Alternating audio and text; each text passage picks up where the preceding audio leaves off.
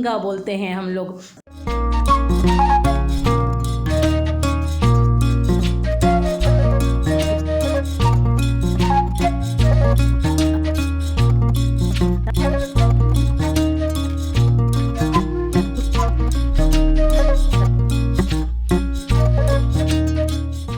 छोटा हो गया, इतना परेशान है।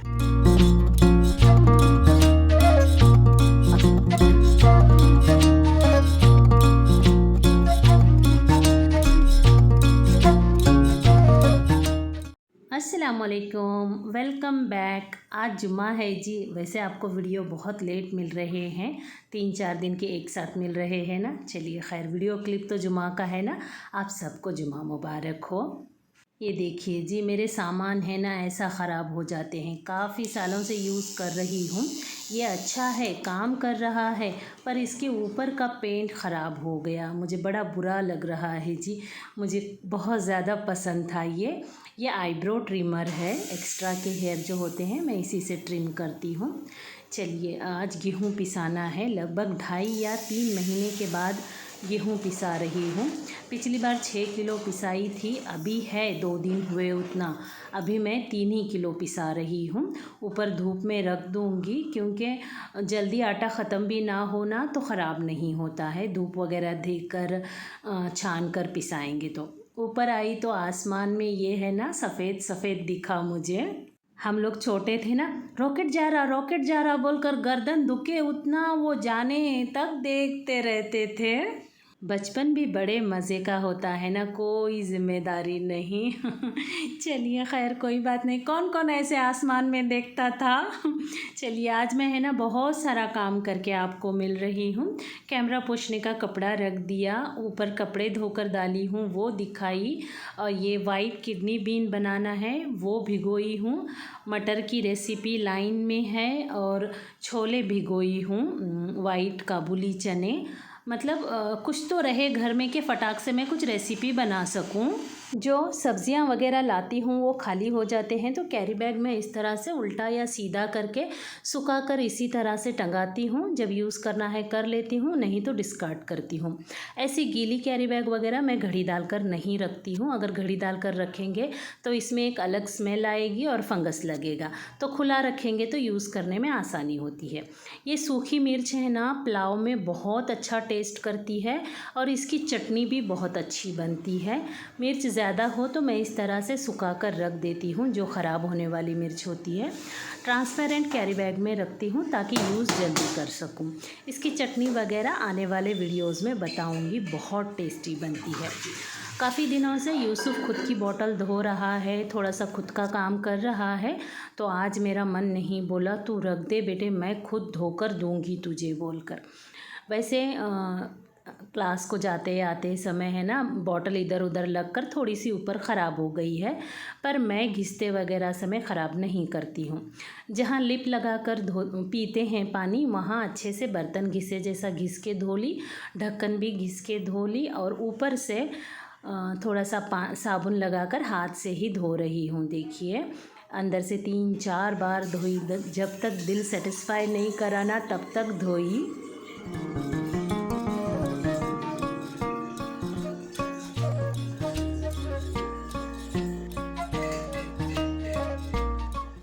आज के ब्रेकफास्ट में मैंने कल रात को ही डिसाइड किया था। वैसे मैं ज़्यादातर रात को ही डिसाइड करती हूँ, तभी सुबह सुबह रेसिपीज़ अच्छी बनती हैं, नहीं तो सोचने में ही आधा घंटा जाता है। तो मैंने डिसाइड किया है पिज़्ज़ा बन बनाऊँगी, या चीज़ बन बोल सकते हैं। मेरे पास कैसा होता है, वही चीज़ यूज़ करना, वही सामान यूज़ करना, ऐसा कुछ नहीं होता है।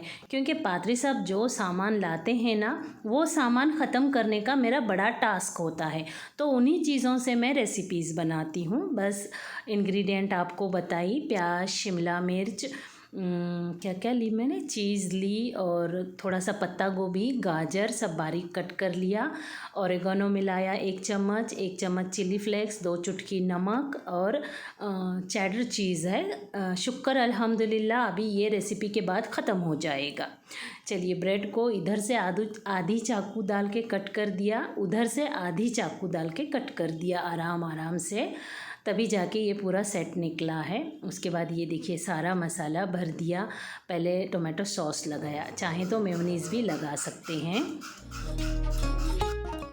तवा ज़्यादा गर्म हो गया था, गैस का फ्लेम बंद कर दिया, थोड़ा सा तेल स्प्रे कर दिया। अब इसको आराम से उठाकर इसमें रख दूँगी।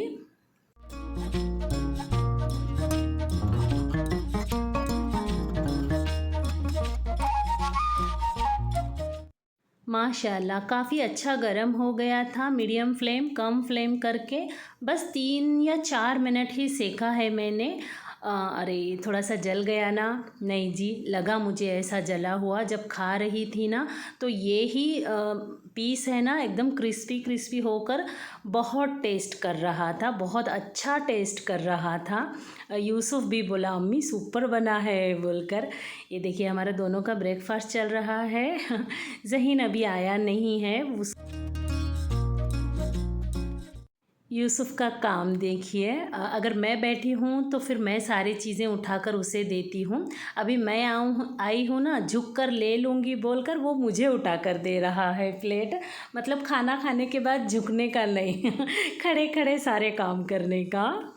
दस्तर बिछाना, पानी लेना और खाना खाने के बाद प्लेट उठाना यूसुफ का काम है। इधर लोबे गरम रखी हूँ और शुक्र अल्हम्दुलिल्लाह इस हफ़्ते कचरे वाले भैया ने सताया नहीं है। बराबर एक दिन छोड़कर एक दिन कचरा लेकर गए हैं। वही बीच में आए तो मैं पहले सारे काम बंद कर देती हूँ, इधर उधर से कचरा समेट कर पहले दे देती हूँ। अम्मी का फ़ोन आया, बहन का फ़ोन आया, जेठानी का फ़ोन आया और पात्री साहब का। सभी से थोड़ी थोड़ी बातें कर ली और टॉवल सूखने को डाली हूँ। अगर हवा ज़्यादा चली ना नीचे गिर जाएंगे, तो इस साइड टॉवल डाल देती हूँ। देखिए मुझे याद आया कि ये अंदर लगाना है।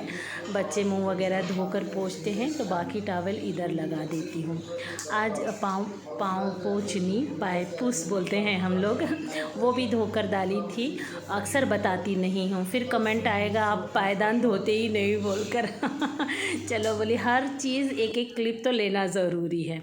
वो लेकर आई, एक सूखा है एक सूखा नहीं है। सुबह सुबह ही हो गया था सारा काम।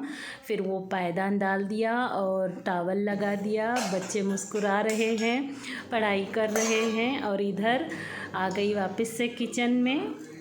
आज की थाली सिंपल सी ही बनाने की कोशिश कर रही हूँ क्योंकि हेवी सा नाश्ता हो गया है ना।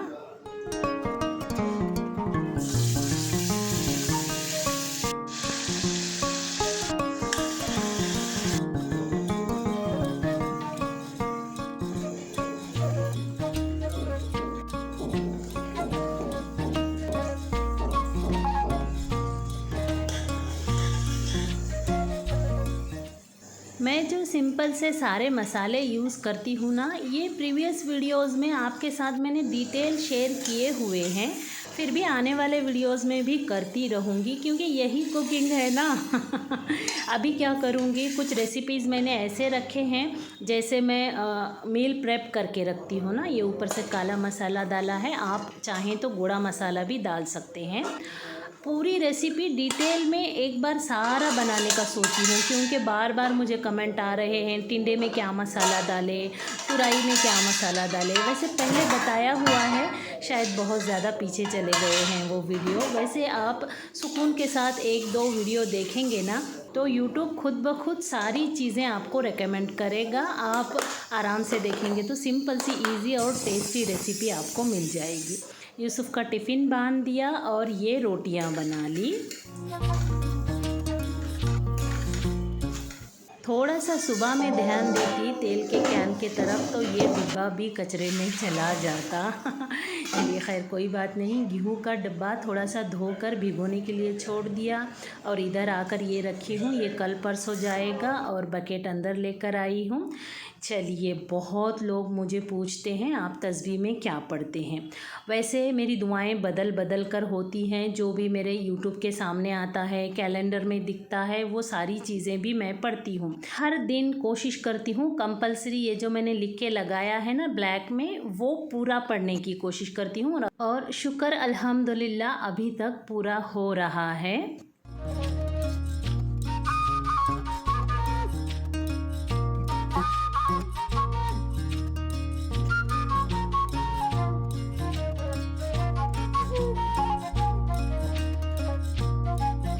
और इधर देखिए, ये अपना तो घर नहीं है ना। नहीं जी, ये क्लिप है ना, पात्री साहब बॉम्बे से भेजे हैं। अभी जाकर 4 दिन हुए हैं। ये क्लिप मिले तक आपको 1 महीना हो जाएगा पात्री साहब यहाँ आकर जाकर। मतलब वीडियोस लेट मिल रहे हैं तो इसलिए थोड़ा लेट ही सब चीज़ें हो रही हैं। ये देखिए उनका ब्रेकफास्ट चल रहा है, उपमा है, आलू पराठा है। मैं अंदाज़ा बता रही हूँ आपको। ये क्या पकोड़े हैं शायद, और ये उत्तपम है शायद। हाँ, फिर ये कोई डेज़र्ट है, क्योंकि पादरी साहब थोड़ा सा बोल देना था ना, यहाँ ये है, यहाँ ये है। कम से कम मुझे तो बोलना था, मैं बोल देती आपको। खैर कोई बात नहीं। अभी इनका यहाँ है ना, या 4 या 5 दिन का स्टे है, और जो काम 1 दिन में होना चाहिए महीने लग रहे हैं। गवर्नमेंट का काम ऐसा होता है, देखिए। चलिए अल्लाह से दुआ करती हूँ, अल्लाह मेरे शौहर को हमेशा कामयाब करे और उनका दबदबा हमेशा हर जगह बना रहे। आमीन सुम आमीन। ये पादरी साहब का ब्रेकफास्ट है। बकरीद ईद के 10 दिन ये बहुत इम्पॉर्टेंट होते हैं। कुरान में अल्लाह ने इसकी कसम उठाई है। बाकी हदीसें आप जानते होंगे तो मेरा तो बताने की ज़रूरत नहीं। मेरा ये उर्दू कैलेंडर है, इसमें क्या क्या करना चाहिए यहाँ दिया हुआ है। आप थोड़ा सा रुका के पढ़ भी सकते हैं। इन दिनों में सूरे रहमान और ये तकबीर भी पढ़ना चाहिए। इस महीने में सारी इबादतें एक साथ होती हैं, तो जितना हो सके उतना इबादत करें, नेक काम करें, किसी का दिल ना दुखाएं। अल्लाह को जो जो चीज़ पसंद है वो करने की कोशिश करें। 10 दिन के बाद 1 महीना, 1 महीने के बाद पूरा अपनी ज़िंदगी में शामिल कर लें। वालेकुम अस्सलाम। देखिए मेरे बच्चों को है ना, क्या वीडियो स्टार्ट करना आ गया। सब लोग कैमरा फ्रेंडली हो गए। चलिए, कल नीट का रिजल्ट आया है। यूसुफ है ना, जैसे ही रिजल्ट सुना है तब से उसका मुंह छोटा हो गया, इतना परेशान है। कल रात से कंटिन्यू बोल रहा, थोड़ा पढ़े तो जमता नहीं अम्मी, अब बहुत पढ़ना पड़ेगा बोलकर। क्या है रे रिजल्ट की हालत? अभी रिजल्ट का सीन कैसा है कि यूसुफ आया कल, बोल रहा था कि 600 पे 80,000 रैंक है। तो अभी कैसा सीन है कि पहले जो इधर से 100 मार्क नीचे जो रैंक मिलता था, अभी 100 मार्क ऊपर, मतलब पहले जो 500 पे जो रैंक मिलता था वो भी 600 पे वो रैंक मिल रहा है। मतलब कंपटीशन इतनी ज्यादा बढ़ गई है। तो फॉर एग्जाम्पल अगर 650 पे कोई अच्छी गवर्नमेंट कॉलेज लगती थी पहले, हाँ। तो अभी वो अच्छी गवर्नमेंट कॉलेज के लिए 690-700 लेने पड़ने वाले थे वही कॉलेज के लिए। और अगर पहले लास्ट सीट 520 530 वगैरह पे मिलती थी, तो अभी लास्ट सीट 615 620 पे मिलने वाली। मतलब मार्क बहुत हाई कर लिए हैं बच्चे, और अभी इतने 640 के बावजूद गवर्नमेंट कॉलेज नहीं मिल रही है, तो वो बच्चे दोबारा से रिपीट करेंगे। 640 लिए हैं, मतलब समझ जाइए वो बच्चों ने बहुत पढ़ाई की है, 18 घंटे पढ़ाई की है। तो फिर 1 साल रिपीट लेंगे तो समझ जाइए वो पूरे बच्चे 700 वाले ही हो जाएंगे। और 700 होने के बाद में जो बच्चे 550 600 लेंगे उनका कहीं जगह नहीं है। कुछ नहीं रहेगा फिर। जिस तरीके की कंपटीशन हो रही है ना, मेरे टाइम पे 16 लाख बच्चों ने दी थी मेरे ख्याल से, इसके टाइम पे 25 लाख ने दी थी। अभी जो नीट 2024 हुई है उसमें 25 लाख बच्चों ने दी थी। इसके टाइम में 27 लाख बच्चे देने वाले। हाँ, ऑब्वियसली जो बच्चे छोड़ेंगे वो बच्चे और ज्वाइन होंगे, नए बच्चे ज्वाइन होंगे, मतलब इसके टाइम में और 2-3 लाख बढ़ जाएंगे। मतलब कहने का यही है, कंपटीशन बहुत हाई लेवल की हो गई है। बच्चे सच में कर रहे हैं उतना अच्छा। तो जो भी बच्चे चाहते हैं कि डॉक्टर बने या मेडिकल फील्ड चॉइस करें, तो वो अपना द बेस्ट के ऊपर ही देना पड़ेगा। मैं तो अल्लाह से दुआ कर रही हूँ, मेरा यूसुफ बहुत मेहनत करना पड़ेगा। बहुत मेहनत करनी पड़ेगी, कर रहा है माशाल्लाह। पर वो जितनी कर रहा था ना, मैं ज़हीन के लेवल से ही सोच रही थी। अब ज़हीन इतने लिया है, इन्हें एक 600 ले लेगा तो हो जाएगा, पर ऐसा नहीं है। ज़हीन जितने लिया है ना, ज़हीन के टाइम में कंपटीशन कम थी, इसको 700 लेने पड़ेंगे। मतलब इसको अभी से मुझे रात दिन मेहनत कराना पड़ेगा। बाकी सब अल्लाह के हाथ है। अल्लाह बिल्कुल सब जो करता है सही करता है। मुझे यकीन है मेरे अल्लाह पर। अगर उसने कोई काम रोक के रखा है ना, तो उसकी मसलियत हम नहीं जान सकते। लेकिन मैं चाहती हूँ कि ये पहली बार में ही नीट अच्छे से एक मेडिकल सीट ले ले, अल्लाह से बस यही दुआएं हैं। लेकिन ये 2 साल पूरे पढ़ने के बाद वो जो 3 घंटे बच्चे एग्ज़ाम देते हैं ना, वो 2 साल से ऊपर के होते हैं, क्योंकि बच्चों के ऊपर पूरा ऐसा जिम्मेदारी होती है, हमको इतना करना ही है, हमको गवर्नमेंट सीट लेना ही है, हमको इतने मार्क लाना ही है। हमने 2 साल पढ़ाई किए हैं और जैसे ही पहला क्वेश्चन गलत हो जाता है तो बच्चे एकदम फ्रस्ट्रेट हो के नाराज हो जाते हैं, मोरल डाउन हो जाता है उनका भी। हाँ, और कभी कभार क्वेश्चन सही हो गए तो खुशी के मारे बाकी के क्वेश्चन गलत कर देते हैं, और इजी होने के बावजूद दिमाग एक्सेप्ट नहीं कर पाता है इतना इजी कैसा आया पेपर बोलकर, और एकदम से दूसरे कॉलेज में दूसरी जगह पर नंबर आया रहता है ना, पहले 2-4 बार जाके आया है तो बंदा अलग है, एकदम से नए कॉलेज में जाकर पेपर लिखना, नए टीचर को फेस करना, नए बच्चों को फेस करना, वो भी बहुत मैटर करता है। तो इस वजह से है ना, बच्चों में बहुत हिम्मत की ज़रूरत है। अल्लाह से दुआ करती हूँ जिन बच्चों को अल्लाह हिदायत देकर मेडिकल फील्ड में लाना चाहता है ना, उन सबको बहुत हिम्मत दे और बहुत अच्छे मार्क्स से पास कराए। आमीन। सुमा आमीन। ये क्या गाउन है? बरोबर है ना, वो अंदर है ना वो। क्या प्राइस है इसका? 350। 350। ये सब गाउन है, दिखाओ क्या वो? दिखाओ। फुल साइज है?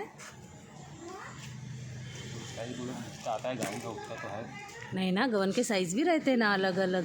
एकदम ज़्यादा बड़े साइज नहीं चलते, मतलब कस्टमर भी है ना वो हिसाब से एकदम। हाँ।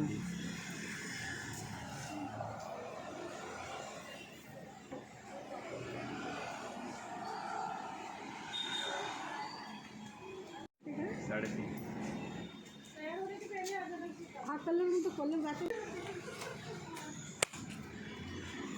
कॉटन है,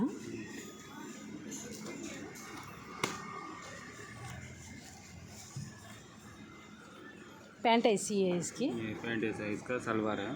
हाँ।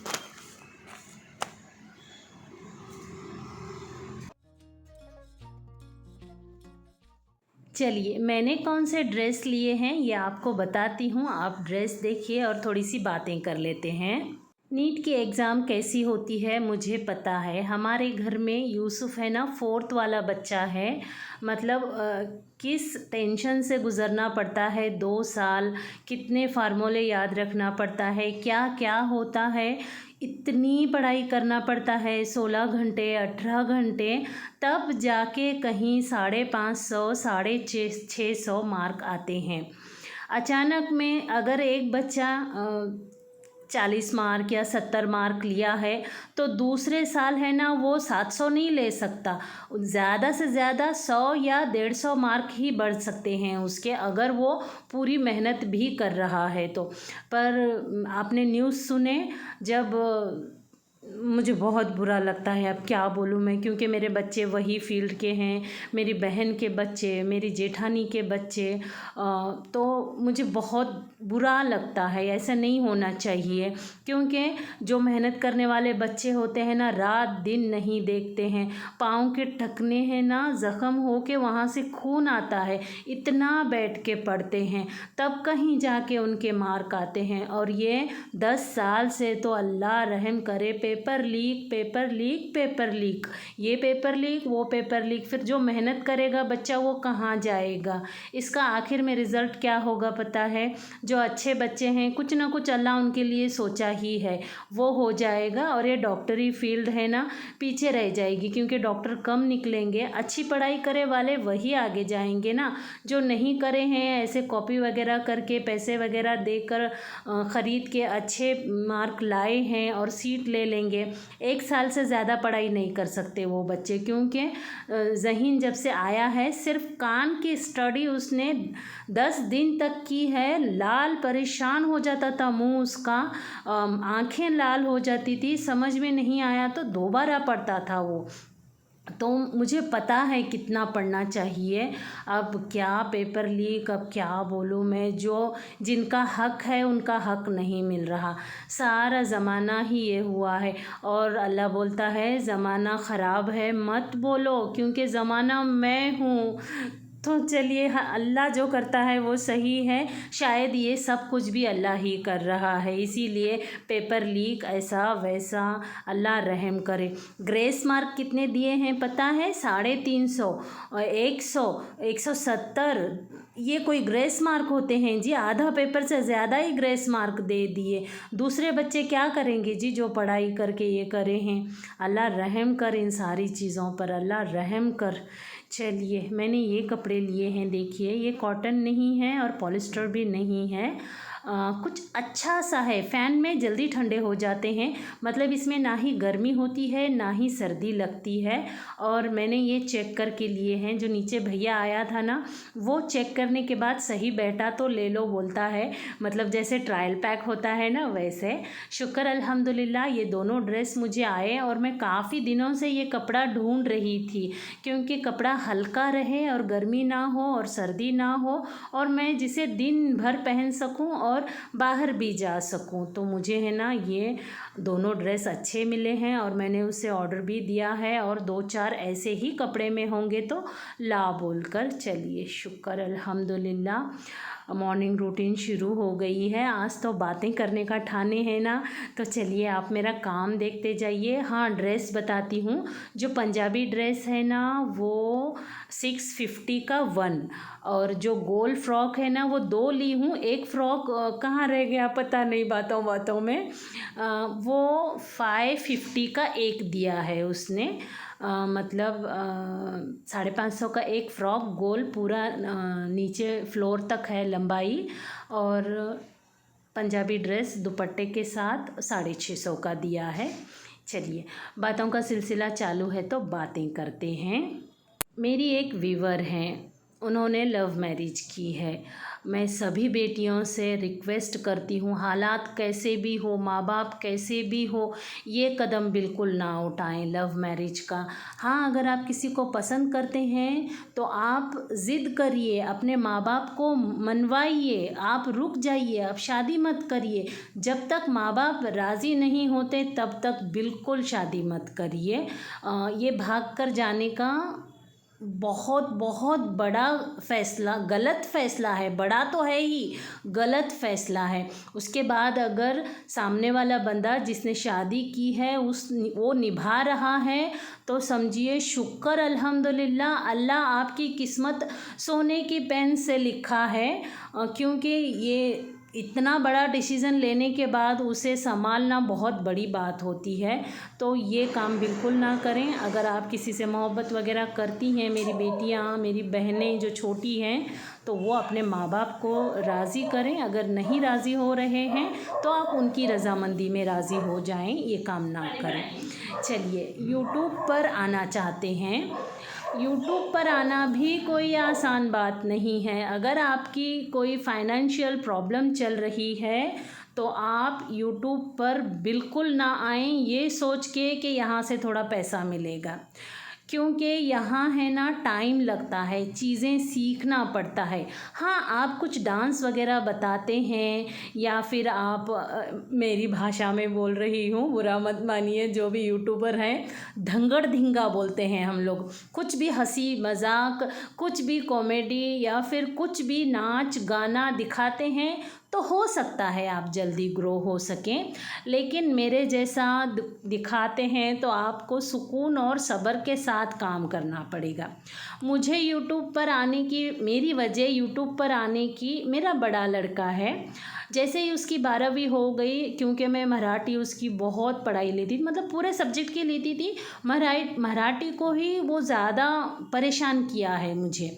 तो वो जब उसका 10th हो गया, 11th में आया वो, तो वो बोला मैं तो अकोला चला जाऊंगा अम्मी, यूसुफ तो उतना सताता नहीं है, आप फ्री हो जाएंगे तो फिर आप फ्रस्ट्रेट हो जाएंगे, आप कुछ अपने लिए करो।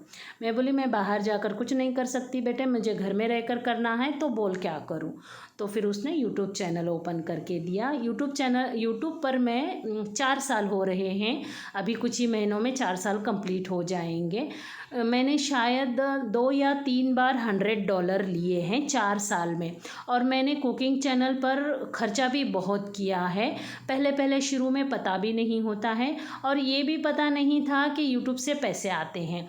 मतलब मेरा है ना यूट्यूब पर आने का एम अलग था, और अब जब चीज़ें सब कुछ मैं समझ चुकी हूँ तो फिर अब मेरा एम अलग है। आप लोगों को अच्छी सी अच्छी रेसिपी कम टाइम में और एकदम क्या बोलूँ मैं, सुपर टेस्टी रेसिपी, किचन में कम ठहरना पड़े और जल्दी रेसिपी बने, तारीफ़ बटोरें, ऐसी चीज़ें दिखाना है। उसके साथ मैं क्या इबादत वगैरह करती हूँ, मेरा क्या रूटीन है, वो सब बताना है। जैसे तरबूज़ को देख के तरबूज़ रंग बदलता है ना, तो वैसे आप में से भी कई लोग होंगे कुकिंग वगैरह करके थकते होंगे, नमाज़ें स्किप करते होंगे, तो मुझे देखकर आप में मोटिवेशन आए, आप भी नमाज़ें, इबादतें वगैरह सब करें। यूट्यूब से पैसा कौन नहीं चाहता। आज के ज़माने में पैसा एक बहुत बड़ी बात है, और मैं भी फ्रैंक बोलती हूँ, इतनी मेहनत करती हूँ तो मुझे भी मेरा मेहनत आना चाहिए। अल्लाह से मांगती भी हूँ, अल्लाह देख मैं कितनी मेहनत कर रही हूँ, मुझे दे। मगर मेरे लिए है ना, शुक्र अल्हम्दुलिल्लाह उतना ज़रूरी नहीं है। मैं कई बार बता भी चुकी हूँ, मेरा शौक़ है और मैं कर रही हूँ बोलकर अल्लाह से मैं इसका मेहनताना मांगती हूँ। पर मेरे शौहर है ना, हर चीज़ फुलफ़िल कराते हैं। देखिए, सॉरी जी, आज बातें हो रहे हैं और एक नई रेसिपी भी चल रही है आलू बिरयानी की, आलू पुलाव की।